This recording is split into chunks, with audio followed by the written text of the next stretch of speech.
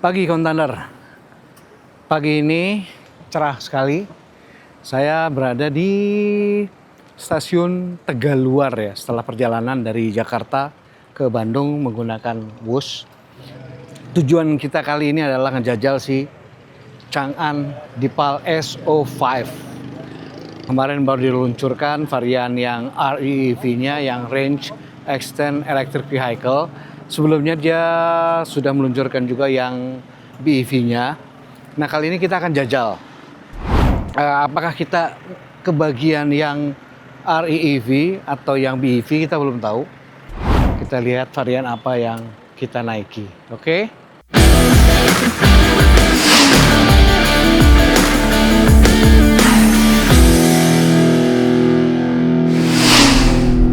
Nah, kita sekarang udah di dalam mobil ngejajal si Deepal SO5 ini, dan kita kebetulan kebagian yang REEV ya, Range Extend Electric Vehicle, yang artinya mobil ini punya mesin bensin dan punya motor listrik.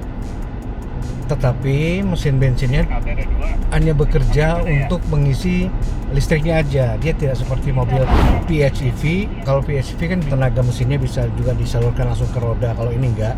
Jadi mesinnya itu hanya full berfungsi sebagai generator, genset lah. Gimana Om? Ini yang baru bawa kan Om Vicky nih. Rasa mobilnya? Rasanya enak, nyaman, kaki-kaki juga empuk. Di gasnya juga responsif banget. Walaupun udah pakai yang kombinasi ya, yang combine.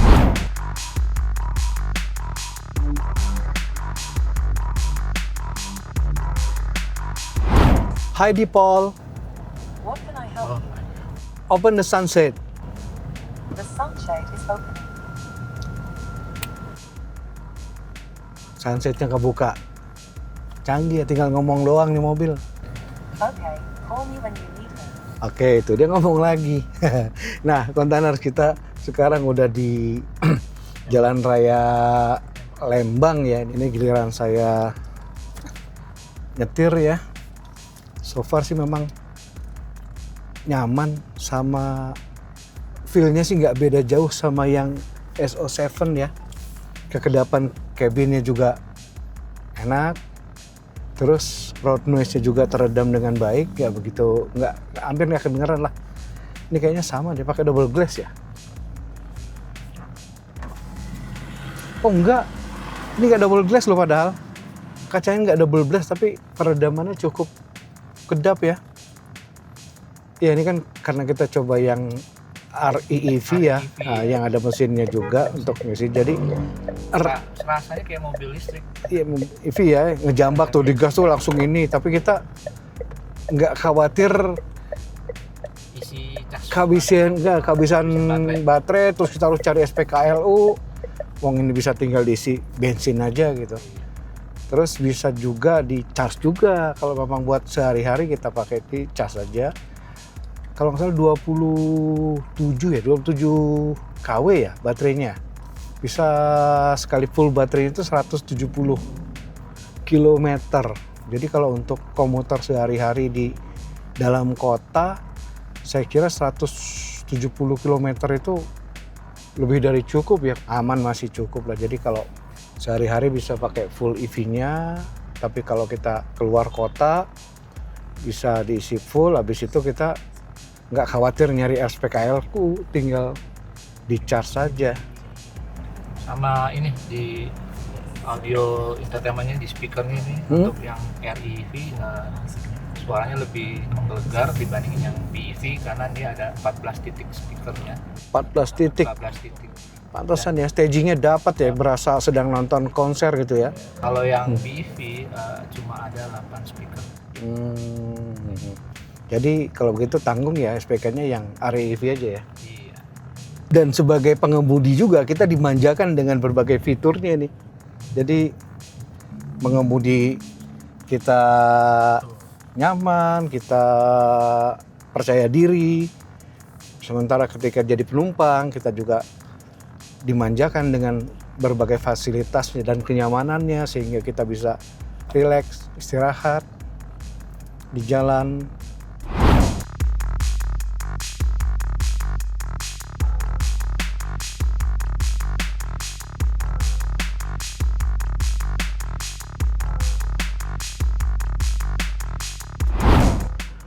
Kontainer, kita sekarang sudah dalam perjalanan pulang dari Cirebon menuju Jakarta.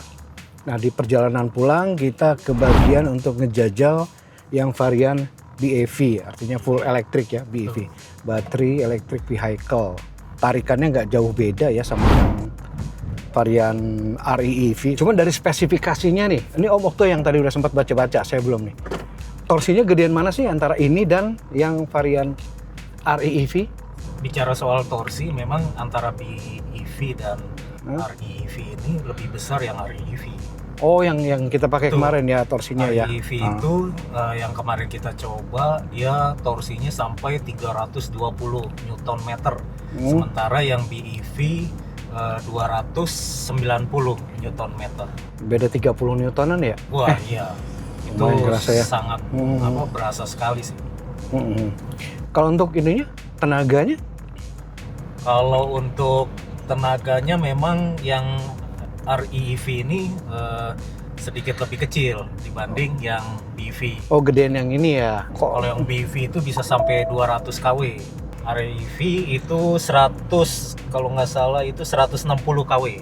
Oh, jauh ya? Jauh tenaganya? Sampai 40-an. Oh, jadi kalau pengen tenaga yang lebih gede ya yang varian ini ya, yang full elektrik ini. Iya. Yang sana tapi torsi gedean sana ya.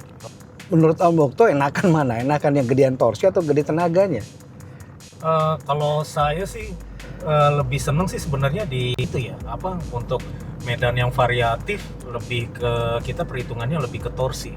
Karena torsi itu lebih apa ya, untuk yang medan nanjak atau mungkin ini kayak kita sekarang di tol Cipali itu buat kalau overtaking atau apa tuh enak gitu. Oke, lebih instan lah, lebih dapat ya. Responsif gitu. Oke. Dia kan hitungannya emang untuk bawa beban kan, semakin besar ini ya semakin enteng gitu. Nah, kalau untuk di fiturnya ya, Audi soundnya itu kan yang varian sebelumnya itu kan 14 speaker ya, per titik. Ini cuman 8 titik. Memang kerasa rada beda ya? Kerasa beda. Kalau dari tingkat kesenyapan sih sama ya, karena konstruksinya juga apa, untuk pengembangan di desain untuk NVH-nya juga sama.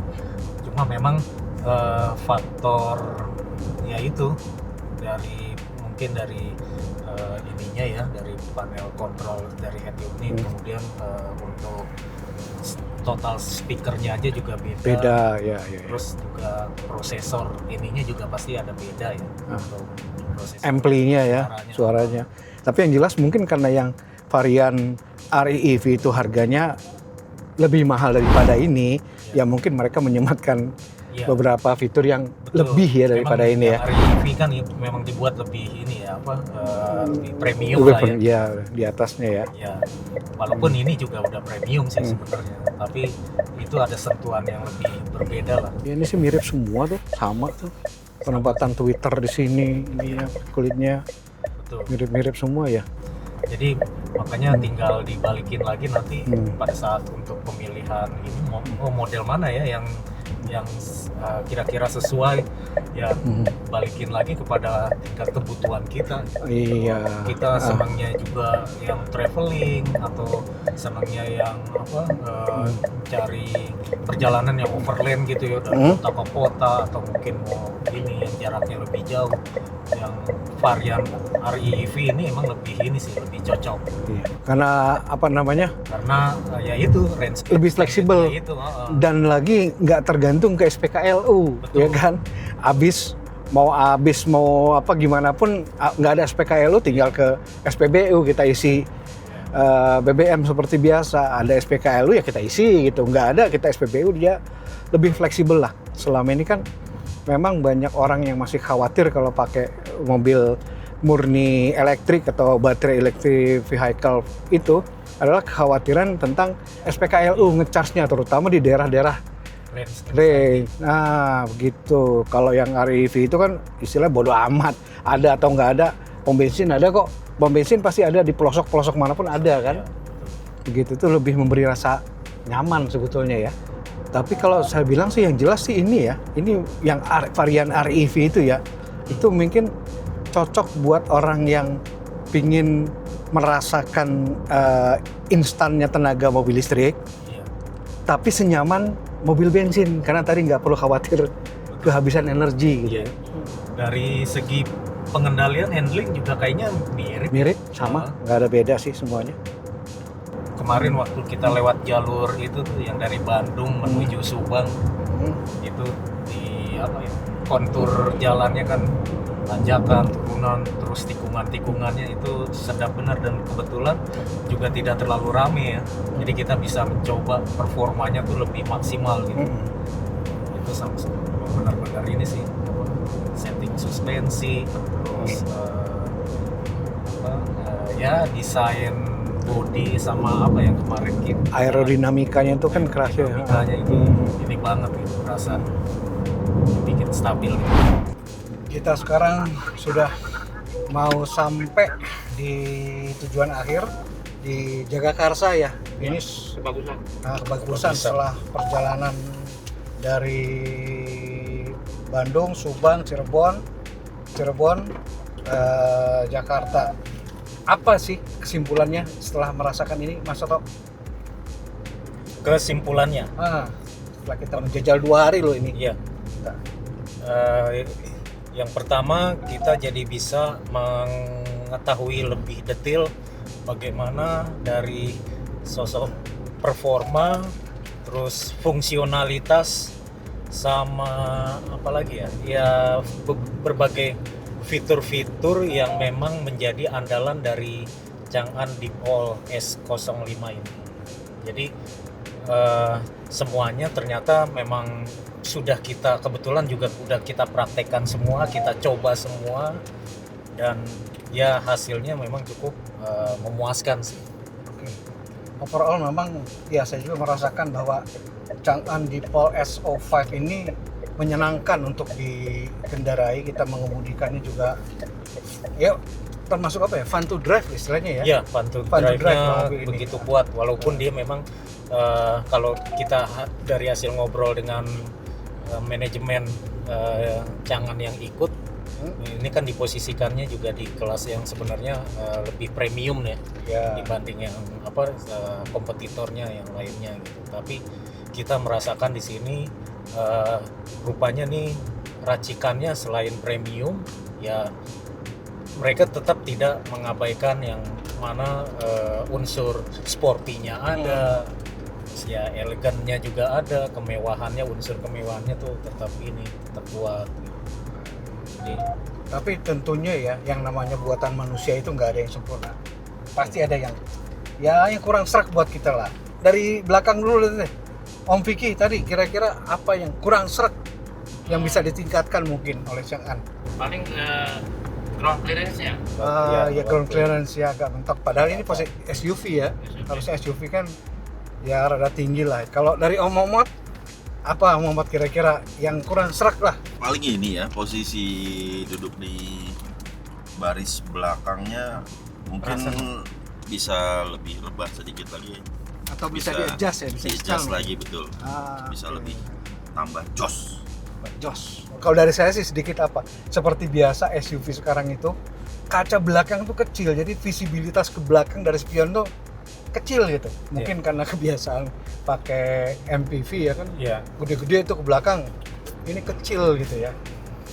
Nah itu aja sih perjalanan kita kali ini bersama Chang'an Deepol S05 yang baik yang BEV dan REEV. Oke, tetap ikutin Kontan TV. Jangan lupa untuk like, subscribe, komen, dan sampai jumpa di video selanjutnya. Keputusan bisnis terbaik datang dari data, bukan tebakan. Mudah berlangganan Business Insight dengan subscribe with Google.